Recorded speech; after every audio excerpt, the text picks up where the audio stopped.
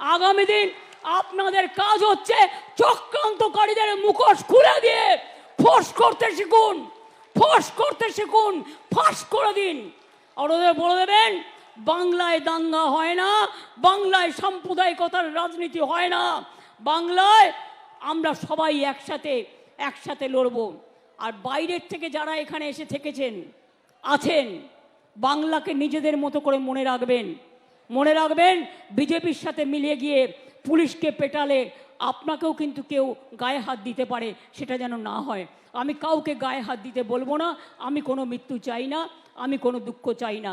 আপনাদেরও মনে রাখতে হবে বাংলায় থাকতে গেলে বাংলাকে ভালোবেসে থাকতে হবে। বাংলায় থাকবেন আর বাংলার উপর অত্যাচার করবেন, এটা আমি মেনে নেব না। এত দুর্বল ভাবার কোনো জায়গা নেই।